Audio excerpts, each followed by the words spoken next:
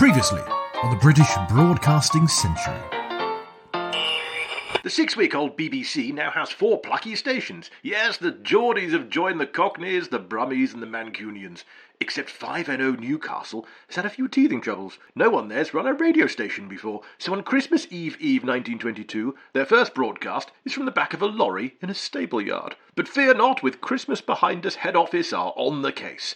And the BBC's first and only General Manager John Reith is well rested. He's even asked a friend what broadcasting is, and he reckons he's okay to take control. He's always liked fishing.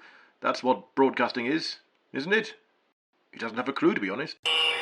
This time, still puzzling out what his job is, John Reith begins work. We've got all the info on his legendary first day, his Dr. Livingstone, I presume, moment, and his first task of running the Beeb, fixing Newcastle. Not the entire city, just his station there. He seeks to inform, educate and entertain, but first he must troubleshoot. Plus, bang up to date, we'll be hearing from a man with radio in his very fibre, local radio executive editor and presenter from BBC Radio Sussex and BBC Radio Surrey and Susy Radio and Wey Valley Radio. He can't keep away. Mark Carter. I turned up to Mount Brown in Guildford the other week, the headquarters of Surrey Police. Slightly unplanned, slightly last minute, but I ended up interviewing the Prime Minister. But what I was able to do was ask the Prime Minister about specific issues affecting local people in the Surrey area. And who else increasingly is going to hold those people in authority to account on a local level? The newspapers, sadly, there are fewer local newspapers, there are fewer local commercial radio stations. So I think there's a really important part there with the local ticket as well. As we mark the start of the Reith era, buckle up. It's going to be a bumpy ride here on the British Broadcasting Century. Hello, this is Paul Carenza calling. This is London calling. Hello, PK calling. Are we coming through clearly? I do hope so. Welcome to the podcast telling the origin story of British broadcasting, which at the point we're up to is essentially the BBC. There wasn't much other broadcasting about in the early 1920s, but we will get to non-Beeb British broadcasting, I'm sure. Just need to wait for Pirate Radio, Radio Luxembourg, ITV. We've got a long way to go just yet. Now don't forget, this is not made by the BBC. I do work occasionally for the BBC, but this is not commissioned by, sanctioned by, in any way approved by, officially, the present-day BBC. Clear? Oh, I sounded like a hospital drama there, like Holby City. I do know we have various listeners who do work, or have worked, or will work for either Auntie Beeb or the independent broadcasters. Hello to you if that's you. Do get in touch if so. Be on the podcast. Tell us a little bit about your origin story in broadcasting yourself. It's always nice to hear from listeners, always nice to hear from those who've worked in broadcasting. In fact, here's a couple that I've spoken to this week in different ways. Hello to Paul Carter. Now, I met Paul on a Zoom call this week to do with a job I'm doing at the moment, and Paul Carter greeted me, chez Zoom, with the words, hello, am I coming through clearly? Of course, I did not pick up the reference that this was actually a nod to those early radio broadcasts. So I said, yes, you are coming through clearly, before realising that actually he had listened to the podcast. So hello, Paul, you are indeed coming through clearly, eventually, when my brain kicks in. Paul Carter has listened from early days on this podcast, especially on dog walks, he tells me. So hello to any listeners who have this in their ears on dog walks. And you might want to mind your step. Oh, you've trodden in it. He claims also to be the only producer ever to get the Archers onto local radio. That is a tale that I want to hear. Paul Carter, you're welcome on the podcast. No relation to Mark Carter, by the way, who is on the podcast this week. Another delightful connection I had this week was with Laura Trenier and family. Now, Laura is daughter of Justin Phillips, a man sadly no longer with us, the former BBC head of Heritage. Now, I wish I'd met Justin. I think we have a lot in common. He wrote a book called C.S. Lewis at the BBC. Get your copy now. Still available online, I believe. As you'd expect from the head of Heritage, Justin Phillips had quite a collection of books, cuttings, general archive loveliness. And Justin's wife, Laura's mum, Jill, she's moving house. Would we at the British Broadcasting Century podcast be interested in glancing at, having, borrowing, long-term loaning of much of the archive collection of BBC Head of Heritage Justin Phillips? Oh yes, we would. So thank you, Laura and Jill and family. I have a huge box that I've barely dipped a toe into so far, but we will, and I will bring you all the marvellous details as our story continues on here. The collection includes staff lists from the 1940s at the BBC, photos of Dorothy L. Sayers at the Beeb, a pretty complete collection of BBC yearbooks, loads of copies of The Listener and the Radio Times from the 40s. And here's one thing I've put on our Twitter and Facebook pages, the legendary Green Book. This is the BBC Variety Programme's policy guide for writers and producers, 1948 edition. It's what you can and can't say on air. So, for example, jokes built around Bible stories, e.g. Adam and Eve, Cain and Abel, David and Goliath, must be avoided, or any sort of parody of them. References to a few biblical characters, e.g. Noah, are sometimes permissible, but since there is seldom anything to be gained by them, and since they can engender much resentment, they are best avoided altogether. Reference to and jokes about different religions or religious denominations are banned. The following are also inadmissible. Jokes or comic songs about spiritualism, christenings, religious ceremonies of any description, e.g. weddings, funerals, parodies of Christmas carols. Now that's worrying for me because I do parodies of Christmas carols in my annual seasonal stand-up show, Comedy and Carols. So clearly that wouldn't make it on the BBC in 1948. Jokes about AD or BC, e.g. before Crosby. Now, having posted that on Twitter, we had a reply from Jaka Bartol, who's at Media History Now, and he says the late historian Tony Jutt mentioned this booklet and its prohibitions in his History of Post-War Europe. So this is a quote from Tony Jutt's book. Jokes about religion were forbidden, as we've just heard, as was the description of old-fashioned musical taste as BC, before Crosby. So that before Crosby thing, yeah, that was a thing at the time that delineated old-fashioned music hall with your modern-day broadcast crooning, another BC there, because, yeah, Bing Crosby, yet another BC, did rather revolutionise how you can actually sing via technology. No more Al Jolson distance back of the room belting. Now it could be up-close radio crooning. Tony Jutt continues. There were to be no references to lavatories, no jokes about effeminacy in men. Writers were forbidden to use jokes that had become popular in the relaxed ambience of the war, or make suggestive double entendre allusions to ladies' underwear, as in winter draws on. Sexual allusions of any kind were banned. There was to be no talk of rabbits or such like animal habits. Well, I'm sure the BBC today continues to maintain such standards. So anyway, that's just one part of one page explored from the collection of Justin Phillips, former BBC Head of Heritage. Thank you again to Jill and Laura and the family for sharing that with us. Meanwhile, we need to get underway in our story of the week on this podcast. We're at the tail end of 1922. Not just the end of a year, but it's the end of the beginning at the Beeb. We've seen a few episodes ago how Reith and Burroughs, Anderson and Lewis were all hired as the first four founding fathers at the BBC. They start work at New Year. So at this point, we're looking at late December 1922, the last days of the old guard. Of course, the broadcasting's continuing, but without much of a working head office at this point. I'm going to tell you all about Reith's first day this episode, December the 29th. And next episode, we'll round off the year with a rather sweet New Year's Eve bit of programming from 1922. And then we will start 1923 proper, when the BBC exploded into life, with a booming staff, the first proper live concerts from the Royal Opera House, and so much more. What a tale. What an era. I wish I was there. I can't be. So next best thing, I will spend a pandemic researching and recording this. The British Broadcasting Century, now with the first day of work from John Reith. But before he starts in London, we're going to get super geeky, super detailed. I will actually tell you about Reith's journey to London. Yep, his commute to head office was actually really notable too. Having been appointed as general manager of the BBC, and he spent a couple of days with Burroughs and co before Christmas, he scouted for offices, and now Reith has spent Christmas in Scotland, staying with his mum. For the first 22 years of the century, my home was in Scotland. And for all but the last 3, it was in the college church manse in Glasgow. I told her that I wanted her to live to see me a knight anyhow. I feel if this job succeeds, and I am given grace to succeed in it, I might not be so far off this. I do want a title for dear mother's sake, and Muriel's. That's his wife, and that diary entry from the 28th of December 1922. So he's keen on this job for the authoritative position it gives him. That seems to be the overriding impetus for him to start at the BBC, at least to begin with. That moral code, that urge to be a public guardian of broadcasting, that will come in the new year, I imagine, once he's actually puzzled out what this thing is. When I went from Scotland to the BBC, having to explain what the initials BBC meant, and, before long, what the BBC itself stood for, I took a great deal of what a Scottish home, and a manse at that, could give. My fault that I didn't take much more. Really, Reith just wants to lead. He's turned down good deputy jobs before this point. He just wanted to lead something, anything, even a thing he does not understand. And I like to think that there's a link between the BBC and a nursery in a house at the top of Linder Street at the beginning of the century.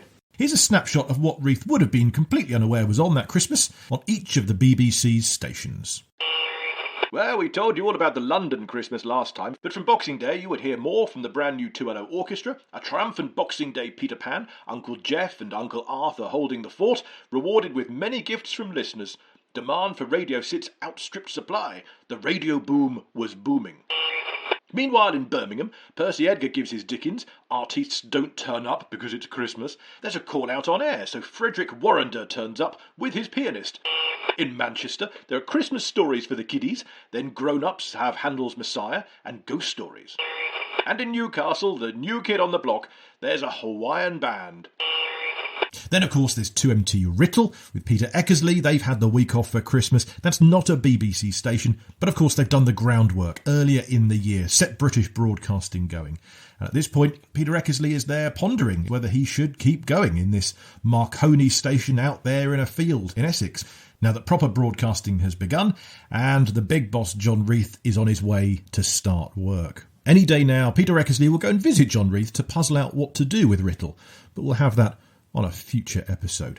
Friday, December the 29th, 1922, is the day which I'm most inclined to associate with the beginning. On this day I rose at 6:30 a.m. On the threshold of the Highlands, I remember quite well the evening before, hoping that in the dim light of the morning I might be able to catch a last sight of the Grampian Spur not so far away.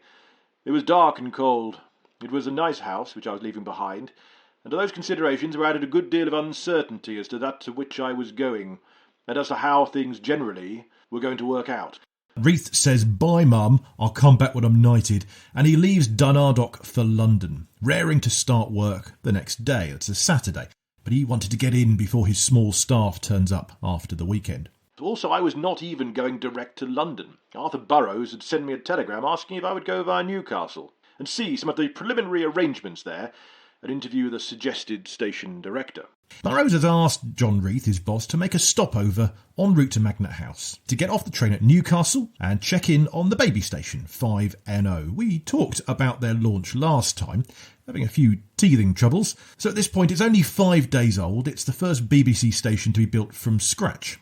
Burrows has had his doubts about the Newcastle staff. New station director Tom Payne is out on a limb, setting up this new station in the northeast with the smallest, most abandoned staff. Probably adding to Burrows' doubts were Tom Payne's announcing habits. I did the announcing from the very first. He kept repeating the call sign over and over. This is 5NO calling. This is 5NO calling. This is 5NO calling. This is 5NO calling. Yeah, that could get a little bit annoying. Tom Payne was popular locally in amateur radio circles, but would he have the chops to broadcast nationally on the radio, to fit in with what Arthur Burrows had set in motion? So Reith's a bit reluctant to break his journey in Newcastle. He doesn't quite see why, he doesn't quite know what a radio station is, and he doesn't quite know what he can bring to the proceedings. I hardly knew what a station was, or what was required of a station director. It did not take long to learn. But he's quite keen to see one in action. Although, as we said, Newcastle's version of a radio station is a stable yard to begin with, not your typical radio station. Newcastle at 12:30. Here I really began my BBC responsibility. Saw transmitting station and studio place and landlords. It was very interesting. Still, Reith is dumbfounded. He's got off the train, he's found Tom Payne alternating between announcing what's on the radio, playing some live musical instruments, and trying to shut up a howling dog in a nearby kennel. So, did he let Mr. Payne off the hook? Someone or other had apparently promised that the Newcastle transmitter would begin its operations on December the 24th, which it had. It appeared to me, therefore, that the station director had more or less chosen himself and that I had either to confirm him in his office or create a position of some difficulty by ejecting him. As the temporary station director knew more than I did, as he had produced programmes of some kind or another for 5 days already, I rather naturally left him in possession for the time being. But seeing the crude setup, Reith really wondered what he let himself in for here. And here's the man Reith was meeting, Tom Payne. And when Mr. Reith came up for this interview, he said to me, Mr. Payne, when we're going to the station, he says, what are you doing for money? I said, well, I'm paying out of the Payne and Hornsby banking account, my own. And I claim that I'm the only individual that ever kept a broadcasting station running out of his own pocket, and that is the truth. So there you have it. Tom Payne, the only person who single-handedly kept a BBC station going from his own pocket. And he's the one in charge in Newcastle, for now.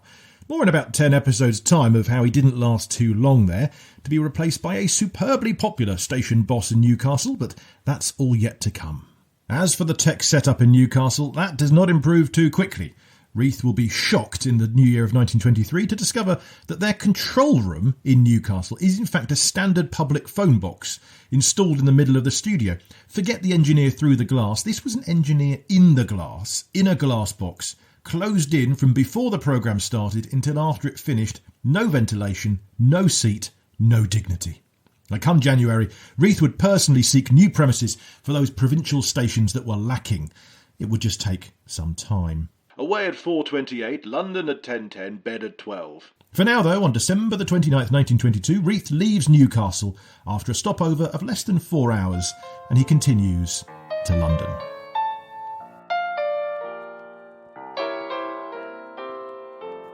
So more on Reith's first day in Magnet House in London shortly. First, though, we like to mix up the old story of the Beeb with its current occupants. Today's tales of broadcasters and programme makers, and this episode we've got a real radio hound for you. Several decades into his radio career, Mark Carter has hosted goodness knows how many hours of radio shows, interviewed thousands of stars, politicians and everyday folk as well, and treated them all the same. It doesn't say here whether that's with utmost respect or pure contempt. Let's assume it's the former. He's run stations, he's done breakfast drive time. I'm guessing he's done every time slot on the clock. BBC Radio Sussex, BBC Radio Surrey, Wey Valley Radio. He's got radio in his bones. Mark Carter is here. Where did it all start for you? And do you indeed have radio in your bones? I think I do have radio in my bones, and I don't quite know why. I can remember when I was little, I used to have the transistor radio. I'm making myself sound so old here, but I used to have a transistor radio. Excellent. And I would wait for the opening of Radio 1 each morning, and I'd be listening there about 5:30 in the morning, and I kind of knew it was what I always wanted to do, and it kind of went from there. I don't really know how I've managed to get to the point I'm at now, and there were times when I thought I would never do it, but I've loved every bit of it. It's fantastic. To be honest, on this podcast, you're only old. If it's not a transistor, it's a crystal set radio. So then I'm very young. One of these Johnny-come-latelys, absolutely, yeah. So when were you one of these people then who, as a kid, you'd listen to the radio and you think then, like, I'd like to do this, and do you remember ever trying it at home, or is it those things that you sort of how did you then get that passion for it? Listen, I did all the embarrassing stuff. So I did shows in my bedroom. I would tape jingles from radio stations, and I would try and desperately move from the cassette player to the LP and seamlessly have a link to join those two things together. I was always listening to the radio. So my parents had the radio on a lot. My mum particularly had the radio on in the kitchen when I was very little, and I think that kind of got me hooked into it. But I was really fascinated by the presentation side of things. I was, in a way, the music got in the way at times, because the best bit about radio for me when I was little was what the presenters were doing, how they were saying it, the jingles that they were using to move from one thing to the next. I do love a bit of a jingle. And so it was all of that stuff that came together in the early days for me. And so the sort of thing I was doing at the age of around 11 or 12, something like that, probably younger actually, was a bit of Radio Lollipop, so the kids' hospital radio station. And again, I think back to that time, it was when Radio Lollipop was based at it wasn't at St Heliers, it was at Queen Mary's Hospital for Children, which is no longer there in Carshalton. And I cycled up with my friend, and we literally just turned up. It was very odd looking back on what I did. But again, we were invited in, we had a look at the radio station, and we did a special show the following week. I did a bit of other hospital radio stuff. I did some charity radio stuff. but always in the back of my mind, could I make a career out of this? And I knew it was highly competitive. And I never gave up on it, clearly, because I'm here today doing what I'm doing. But it's a tough road, and you've really got to stick at it. And you kind of have to knock on quite a few doors and get the door slammed before you actually make your way through. Yeah, wow. Yeah, it's reminds me, my son, he's 10, and I found for him online about a year ago, the Wise Buddha jingles. They're all there for the Radio 2 jingles. And suddenly he's like, oh, wow, I can just play all of them. And, for fun, he's there timing his thing online on 88 to 91 FM, on digital, all that sort of thing. For his school radio station, but nicking their ones. So let me tell you a quick anecdote on that. Yeah. So Broadcasting House, there was an anniversary for BBC Radio. I can't remember which one it was. And I took my friend up, who wasn't interested in radio at all, wasn't obsessed with it like I was. And there was this really great thing you could do in broadcast. First of all, I was in Broadcasting House, and I was quite young. And they said, you can have a go at talking up to the intro, and you could pick a song. And it was Richard Marx and Hazard. Nice. And if you listen to that song, it's got quite a long intro. And I talked right up to the vocals, and they said, it's as if you've done that before. And inside, my heart was racing, because there I was king of the radio. I was at Radio 1. I wasn't on Radio 1, but I was at Radio 1, and I was showing that I could talk up to the vocals. Wow, that was a great moment. Wow, there you go. 93, I'm guessing, if it's Hazard, something like that. I'm trying to work out the dating of it now. That's right. So then you become a presenter, and then, of course, I mean, nowadays you're also running radio stations, but for a while then, presumably you were presenting and didn't have all of that those other layers to be focused on as well. How was that, doing the presenting thing and then making that jump as well to actually looking after radio station? Yeah, so I ended up almost giving up on it and thinking I wouldn't get a break to do radio full time. And I went down a very odd route of becoming a trained financial advisor. And I did that for quite a while. But still there was something in the back of my mind saying, I want to do this. And I ended up turning up at a radio station. Most of the radio stations I've worked at in the past have now gone, which maybe says something about me. But I turned up at a radio station, the most bizarre setup ever, at Eurotunnel in Folkestone, and it was called Channel Travel Radio. And at that radio station, it was literally aimed at people making their way along the M20 to go across to France, be it on a ferry or on the Eurotunnel. And I have a degree in French. So I thought, well, this is the perfect opportunity. They want somebody who's bilingual, and I can speak in English and French on the radio. And I went along. The manager, who I'm still in touch with, was very lovely, but said, this is ridiculous. I will pay you virtually nothing to come and do this, and you're earning quite good money as a financial advisor. So we reached a compromise that one day a week I would work for her and they would pay me. And this was a first step in. And that if a few months down the line I was still liking it, she would give me a job. And I was still liking it. And I carried on. My French, by the way, was really bad, but that's another story. And I did actually financial advising and radio broadcasting simultaneously for a couple of years. So I would literally work at a bank, and then I'd head off to the radio station. So when I worked at Channel Travel Radio in Folkestone, I'd then come back up towards the Surrey and South London area to work for a bank. And then I went on to Neptune Radio, which was a station along the Channel Coast, so places like Dover and Folkestone and Hyde, beautiful part of the world. And I was doing the evening show there. But I also was asked to read the news in the afternoon. And truth be told, I'd never read news. I had no idea what I was doing. But it was very much a small hands-on radio station where you learnt as you went along. And so I became pretty proficient in being able to write news copy and do news interviews and so on. And that was actually an incredibly useful skill that I gained there, because from then on, not only was I marketing myself as a presenter, which was what most people want to do, but I was also a journalist, a broadcast journalist. And so I could read news bulletins, I could produce programs. And so the other commercial radio work that I then went on to do, as well as presentation, which I loved, first love, always loved being on air, but I could also read the news. So when I went to Star FM in Berkshire, I co-presented breakfast there. And eventually I arrived at the BBC, and I turned up at BBC Southern Counties Radio, as it was in Guildford. And I took on a job, weirdly, as a breakfast producer. And I really didn't have much experience as a breakfast producer, but they liked the fact that I'd done some stuff in commercial radio.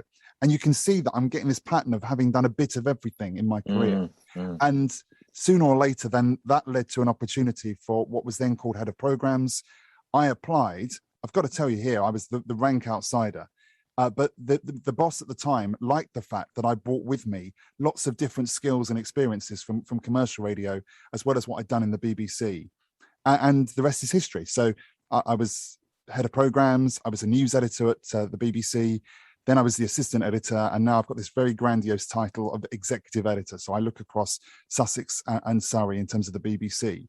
But the great thing about all of those roles that I've had is that along the way, I've carried on with that first love of presenting. So I presented the Drive show in Surrey for 5 years. I did a year on the BBC Radio Surrey breakfast show, which I absolutely loved. And I still present a Saturday breakfast show on BBC Radio Sussex.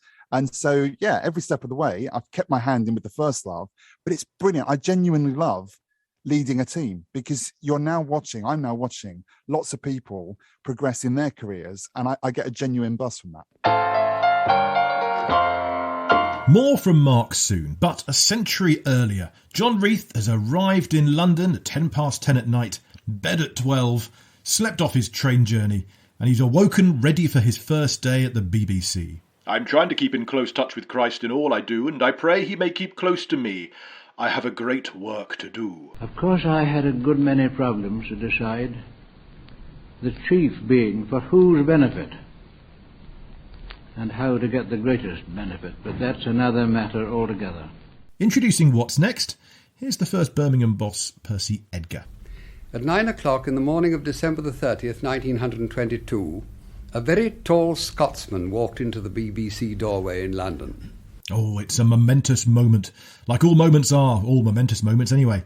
At 9 a.m, John Reith arrives at the General Electric offices in Kingsway, London, where I had been informed temporary accommodation had been at our disposal. This is Magnet House, first offices of the BBC. John Reith has doubts what he'll find. He's pleased to see a large notice in the foyer, British Broadcasting Company, second floor. This was rather reassuring. One was therefore not altogether unexpected, and there really was such a thing as the BBC. Before I was permitted to enter the elevator, an inquiry was naturally made regarding my business. BBC, I said deliberately. Nobody there yet, sir, he replied. So I told him that this was it, or part of it, 1/4 approximately. How delightfully droll of both Reith and the liftsman. As he bore me upwards, I detected a sorrowful curiosity in his veiled scrutiny. He was very polite. He conducted me to a door already labelled BBC, which he opened for me with some ceremony. I entered, the door shut, and I heard his footsteps echoing along the corridor. A wild thought came to me that I would hail him and bid him loose me once again, but I heard the clang of his iron gate. It was too late. The liftman showed him up to an office, no one there, a chair, a table, telephone, empty desk. The tall man, whose name was John Reith, was left there alone. The newly appointed managing director of the BBC had arrived. One of the early BBC governors, who arrived a few years later, Mary Agnes Hamitlon. When he, 32 years old, presented himself at what were to be the offices of the embryonic Broadcasting Company as its general manager, he found only a table and a chair, and a position summed up in the remark, "We're leaving it all to you." That was in 1922. By 1932, when I came to know it, Broadcasting House was a national institution, and so was Sir John. I felt at the time that contact with this phenomenon, whatever else it might be, would be interesting. Here was someone markedly and patently not of the common run. Someone one couldn't have invented. An original. John Reith paced around, surveyed the premises, and found the room 30 feet by 15, furnished just with long tables and a few chairs. There's a door at the very far end that he said invited examination. It gave on to a sort of powder closet, 6 feet square. This, I said, is the general manager's office, and the door swung to. He found a telephone, which reassured him of contact with the outside world. He put his hat, coat and umbrella on the window ledge of his tiny little closet office, and he wedged open the door. He sat down at his desk and set about his great work, for here was a man who knew where broadcasting was going. Unfortunately, he said, I had read all the papers before, and there was no point in pretending to be busy when there was no one there to see. It's an unusual start for Reith then, still a little clueless as to what's required of him. He needs his staff there to arrive, before he can quite figure out how to lead them, how to run this BBC. So he picks up the phone, a bit like Manuel when he briefly takes charge of Fawlty Towers. Manuel Towers, how are you today? Or Alan Partridge picking up the hotel phone to find he's reached reception. In Reith's case, he's delighted that a female voice answers the telephone. Having been unexpectedly answered, I tried hurriedly to think of a number which at 9:15 a.m, on a Saturday, bear in mind, I might probably be expected to call up on BBC Business, naturally without success, as there was no BBC Business to do anything with. So I inquired somewhat fatuously and with some embarrassment if she had had any instructions about calls for the BBC, or from them, and that if so, the BBC was there. And that reception would connect many calls to Reith over the coming months and years, Miss Isabel Shields. 15 minutes later, Reith has a guest. Well, his first employee. It was about 9:30 when the outer door opened, and a gentleman appeared with some manifestation of authority, an air of being where he had a right to be, a silk hat, 2 attaché cases, and several legal-looking books under his arm. The secretary, I thought. The general manager, he thought. Or at least I hope so. Somewhat like Livingstone and Stanley, we each presumed, and that was that. Reith did not take to Anderson the secretary, and he would not last long there. Not a BBC person. Conversation was not brisk, and had already flagged when the door opened again, and a cheery individual entered and introduced himself as Gamage, secretary of the GEC, you know. Mr. Gamage was very welcoming to Reith and the new BBC, it seems. Although he had no real connection to the BBC, he was secretary to the General Electric Company, one of the radio manufacturers who helped form the BBC. Mr. Gamage offered anything they wanted for the duration of their stay there, which would last several months, offering comfort and consolation, so Reith says, and assistance, and achieved things with astonishing celerity and success, but consistently turned down any recompense. We made persistent offers to be allowed to pay for our room, for our lunch, our tea, for our telephone calls, but all were as persistently declined by Mr. Gamage and his chairman, Sir Hugo Hurst. The General Electric Company, by all sounds of it, were superb hosts for the first 4 months of the BBC. So that night, Major Anderson, the secretary, goes home, and there he types a letter to invite Miss Isabel Shields, that receptionist, to stop working for General Electric and be poached by the BBC, becoming one of the first 6 staff members, and, yep, the first female employee.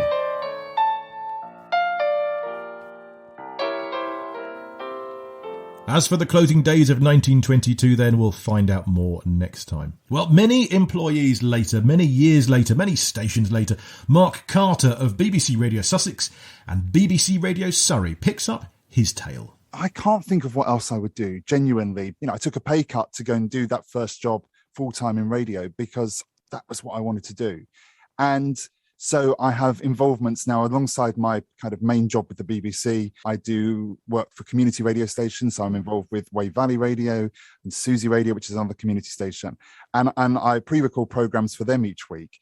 And every now and again, my wife will say to me, could you just maybe stop doing one of these things and maybe come home and eat? And I have a good family life balance. I do genuinely have that.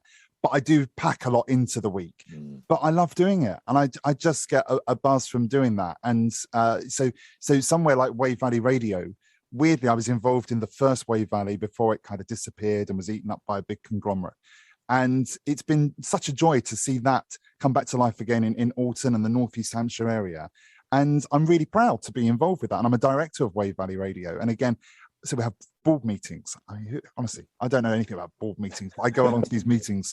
And it's great, again, to watch that station develop and the people on that radio station develop with as the station grows, the team grows and their skills grow with it as well. I better not keep you because you've got another 5 radio stations to run by the end of today, But I started that in Hospital Radio Way, so similar sort of area. But again, just seeing that the real personal connection, you can see the difference when you're meeting the listeners and seeing knowing the area so well. So on which then national is all very well, but for me it does feel like local radio.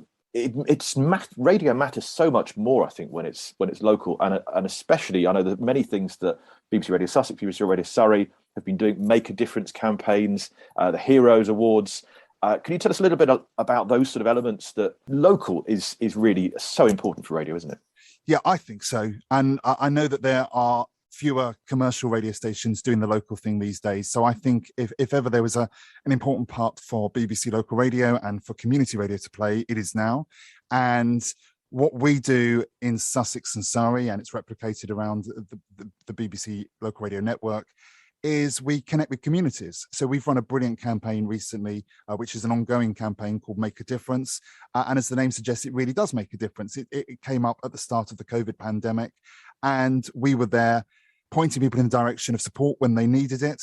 And we've been there collecting unwanted sports kit recently in a campaign called Kid Out the Nation. So it's more than just kind of the local news and the local travel. It's a genuine thing of being at the heart of the local community as well. And the same is true as well of community radio. I think we play a really important part with stations like Wey Valley or with Susy, where they will know their audience better than anybody else. They literally will know the name of the person who runs the newsagent at the end of the street. And that, to me, is a really special thing. Thank you, Mark. A joy to chat. And I should say thank you for the work as well, because Mark is essentially my boss at BBC Radio Sussex and BBC Radio Surrey, where I occasionally present Sunday breakfast. So a delight to chat to him about his radio story here. As for the story of radio, the big story continues next time. Now Reith has his feet under the table. From the earliest days, it has been our resolve that the great possibilities and influences of the medium should be exploited to the highest human advantage. It matters little in what order one puts its various functions. The service as a whole has been and is dedicated to the best interests of mankind. Next time, it's time for the programme makers to see off the year in style. The first BBC New Year's Eve, complete with Piper and Auld Lang Syne and Big Ben's bongs. Well, not yet, but we will get there eventually. Now, 2 books have helped form the backbone of this episode: Reith's Diaries, edited by Charles Stewart, and Gary Allegan's 1938 biography, Sir John Reith. I've got my copy here. Mine is actually signed by John Charles Walsham Reith, so I've got a feeling that my copy was his copy, the man himself. Well, thank you for listening. Thank you for sharing what we do here on the podcast and on the Facebook and Twitter pages. Thank you for supporting us on Patreon or coffee.com if you have or if you will. Thank you to our guest Mark Carter, and thank you again to Jill Phillips and family for access to the archive of Justin Phillips, former head of heritage at the BBC. If you have any dusty old broadcasting history books, memorabilia, artefacts, get in touch. Maybe just take a photo and share them on our Twitter and Facebook pages if you prefer. They don't have to leave your house. It all helps add to this story. As you may know, I'm also working on a book about all of this, a novel, and a one-man play that I'm hoping to tour around in 2022 about the first voices of British broadcasting. I'm also pitching around the TV drama and the radio drama and maybe a musical and possibly a children's book. The British Broadcasting Century is presented and produced by me, Paul Carenza. Original music is composed by Will Farmer. Archive clips are either public domain, being over 50 years old, or they're someone else's domain, so I tip my hat to them, whether it's the Reith family, the original broadcasters themselves, or the BBC. The bits that are the BBC's are used with kind permission. BBC copyright content reproduced courtesy of the British Broadcasting Corporation. All rights are reserved. Stay informed, educated and entertained. And join us next time for New Year's Eve 1922 on the British Broadcasting Century.